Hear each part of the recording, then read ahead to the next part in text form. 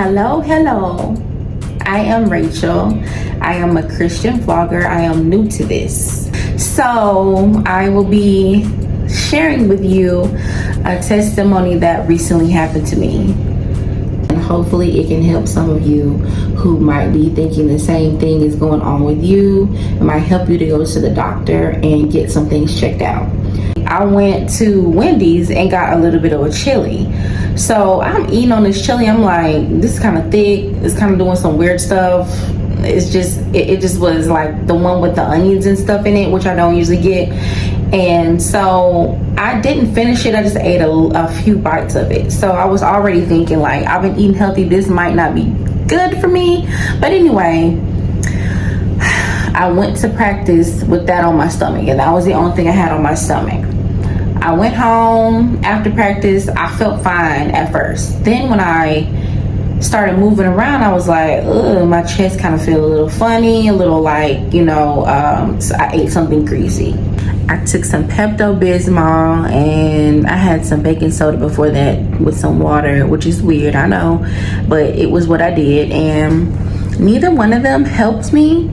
So I ended up laying in the bed, feeling horrible all night, breathing slowly, feeling like I was finna die. Like I had chest pains, I had pains in my back. It felt like a heart attack basically. So long story short, I end up going to the ER. They're telling me, at this point when I'm at the ER, I feel like I'm finna throw up. I'm standing up. I feel like, oh my gosh, like, is this the end? I kept praying like, please Jesus, don't let me die like this. Like, I do not want to die feeling like I'm about to have a heart attack, and I'm only 38. Wait, am I 37 or 38? Oh my God, May 29th, 1987? I don't know.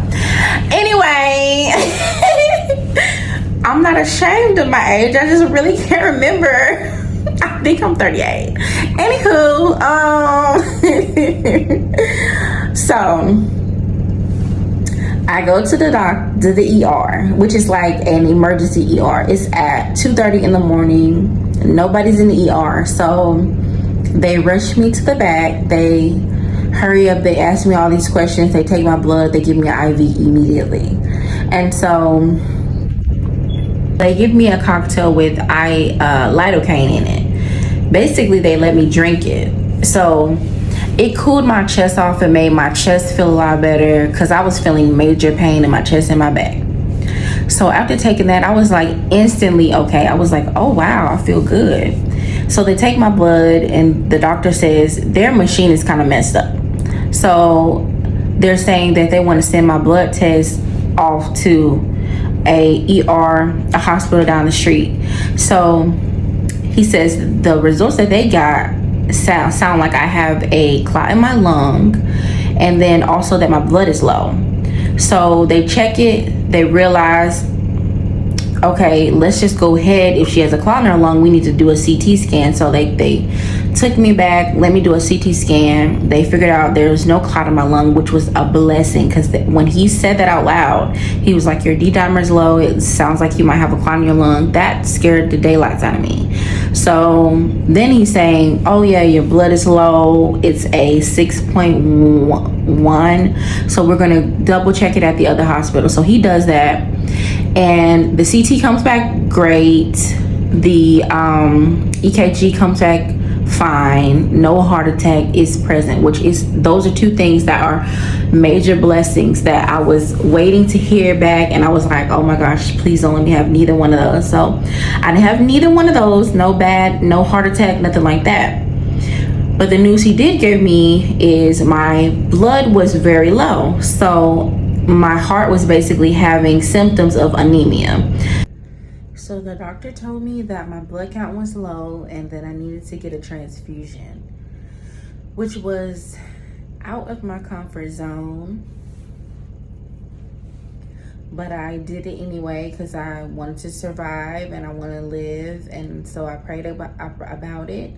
And I said, Jesus, please just, take care of me like I know you do. And guess what? Everywhere I went, every last place I went, there was someone taking care of me like I was their kid or like I was their friend. their family member. The doctor at the first ER, he took good care of me. It was wonderful. The nurses took good care of me. At the ER that I went to get my blood transfusion, it didn't take that long. I got my transfusion. They didn't give me all my blood that I was due. I know that because I was supposed to go up to a 7 and I was at a 6.1, but I ended up with 6.7 or something like that. But anyway, the praise report is that I ended up feeling better than I had felt in such a long time. Like, I had so much energy. Everybody was like really worried about me, but I felt like, whoa, there is so much energy in my body. Like, what am I gonna do with all of it? I was like, oh yeah. Like, literally the next day, I was cleaning the refrigerator out, doing all types of stuff. Like, I just had so much energy. But that was my praise report. Like, that was a blessing that God took care of me. I did not die. I lived and I did not die. And I trusted God to take care of me through the whole situation. And he did. He definitely made me feel like I was a VIP customer. And I felt like I was loved. Now, at the end of this, I'm going to let you know something that I was doing to myself that I knew was wrong. So being anemic gives you weird symptoms like, say, the heart, the chest pains, the back pains. But what I was doing to myself was, I have a condition called Pica or Pica, whatever people call it, where they make you eat weird stuff that's not, makes you crave things that are not supposed to be eaten, like sand and dirt and like starch or ice. So if you have any of those symptoms, you might want to get checked out. If you love ice, you can't live without ice. Your blood is probably low, so you probably could check your blood. Anyway, what I was doing was, like, for years, I'm not gonna say like literally just recently, I'm saying years. So I had this craving of sea salt, and I used to love sea salt. Like, once I got a taste of it, I was like, ooh, I need this.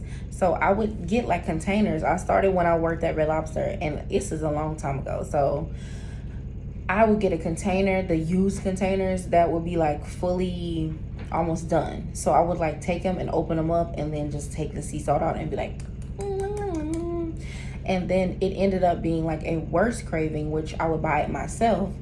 I would go buy like the pink Himalayan sea salt, and then I would take the whole container. Like, a lot of the container would go down really fast because I would shake it in my hand, lick it like that, or take pieces out and like, and yes, my tongue was raw. My tongue felt like I had live bumps on it. Like, the side of my tongue got raw. There was times where my tongue just didn't feel normal at all, but I would just keep on eating it, and I just kept eating it. My body didn't feel any different. Like, I didn't feel like, oh, that's too salty. It literally was like my body did not tell that I was eating so much salt. Sometimes I would get headaches, major headaches, from eating so much salt. But I'm saying, like, I wasn't putting it on anything. Most of the time it was like me just taking huge unhealthy amounts of salt daily. Sometimes, recently, like a few months ago, I stopped doing it, like right before all this happened, and I started getting the crystals, the big thick crystals, like the ones that you're supposed to put it in a refill. So I was taking them out of that.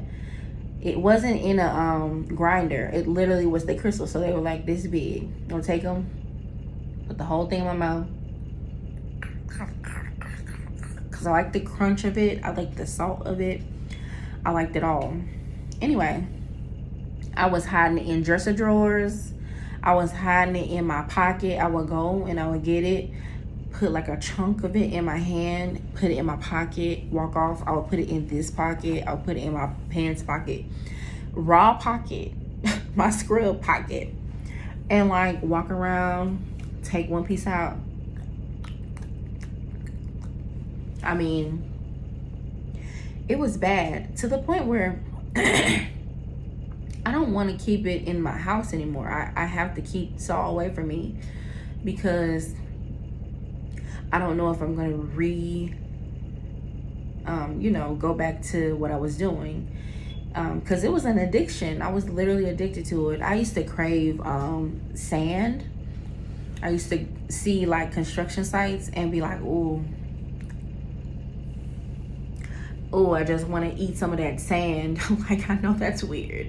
I used to watch mukbang bang videos with people eating clay. I used to watch those and dream about trying to get some clay so I could crunch on it.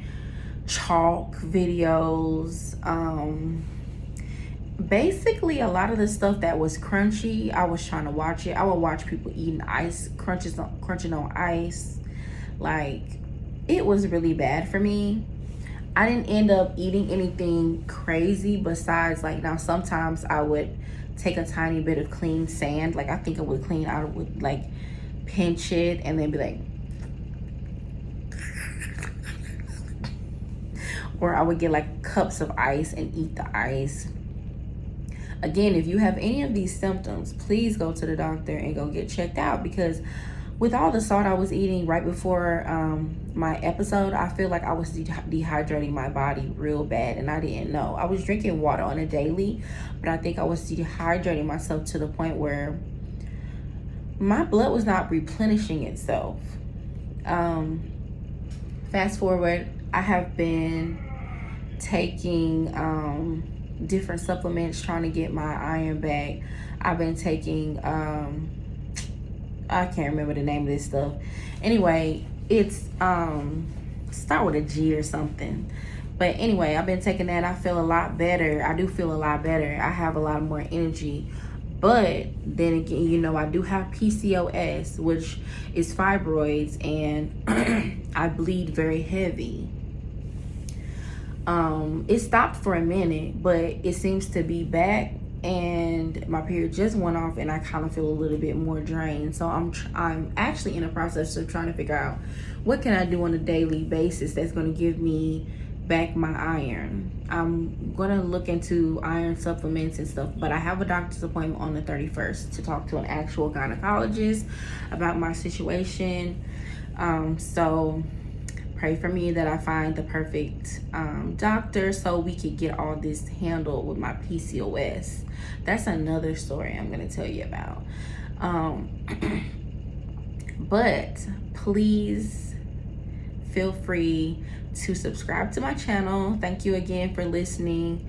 I know that God had my back through this whole situation, and if you are going through anything with anemia or any health issues, please go to the doctor and get yourself checked out, because we all feel like we superwoman or superman, and you might be overweight and you just love cheesecake and steak, and like, I'm a foodie, so it was very hard for me to change my eating habits as well.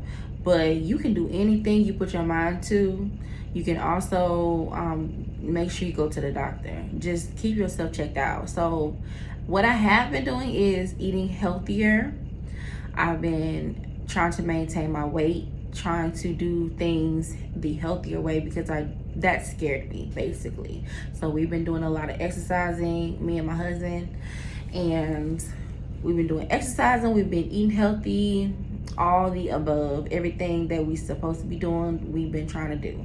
So get yourself to the doctor, go get checked out, and start eating healthy, because your life is important. If you have kids, you don't want to die at 65 like my dad did. He died at 65, 66, and it was devastating for me. And that's one of the things that's making me realize I need to work on my health.